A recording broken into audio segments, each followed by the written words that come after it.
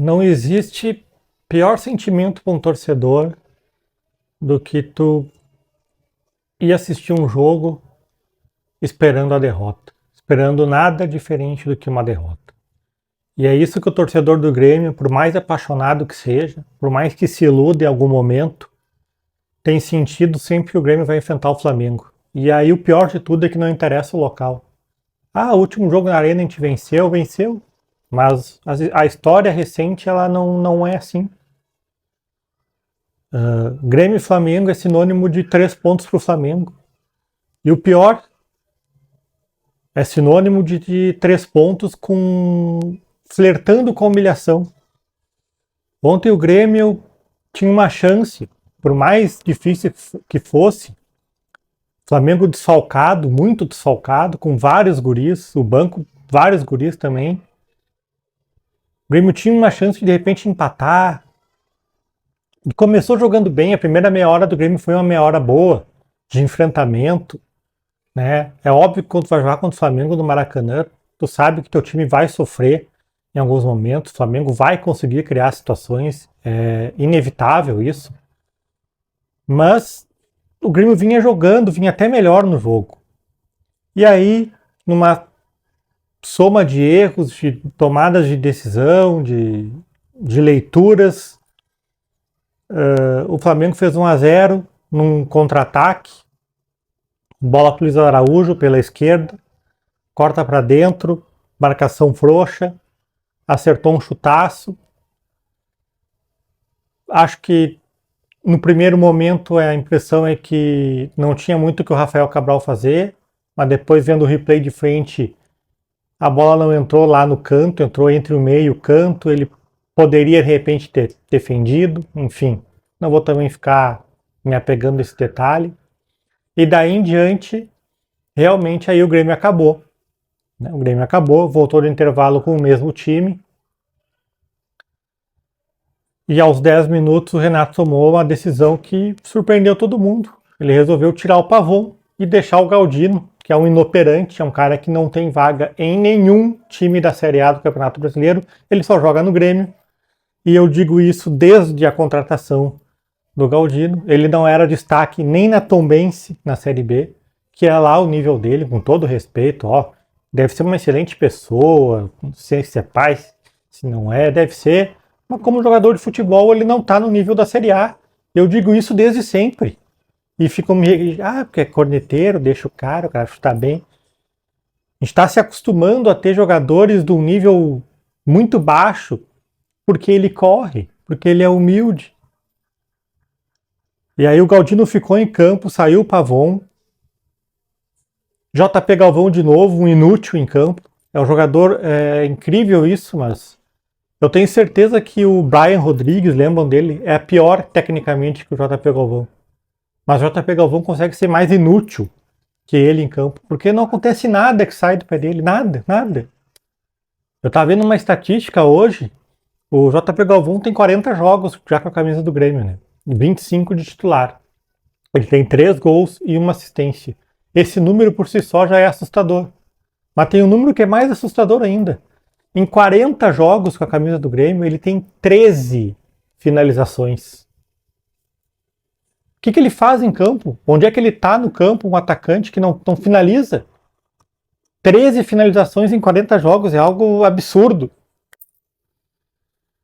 Enfim, o segundo tempo as coisas não mudaram. Depois entrou o Natan Fernandes, aí sim no lugar do Galdino. O Natan Fernandes até entrou bem, errou algumas situações, mas foi o único jogador que conseguiu ter vitória pessoal de destaque ali contra a defesa do Flamengo.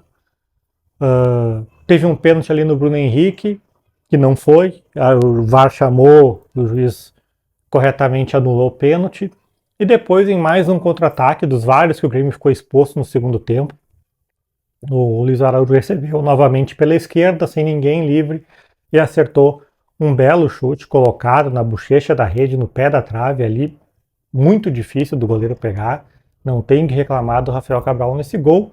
E depois disso aí, o Grêmio teve uma cabeçada ali com o João Pedro Galvão, fraquinha nas mãos do Rossi. Teve alguns lances com o Natan Fernandes chutando para fora. E dali em diante o Grêmio mais se escapou de tomar o 3-0. O Rafael Cabral fez uma defesaça numa cabeçada do Pedro, do que realmente descontar. O Grêmio até conseguiu descontar no último minuto, no último lance do jogo, um lance de escanteio. Kahneman cabeceou pro segundo pau. O Edenilson entrou sozinho e fez 2-1. Quando deu a saída de jogo, o juiz apitou o final da partida.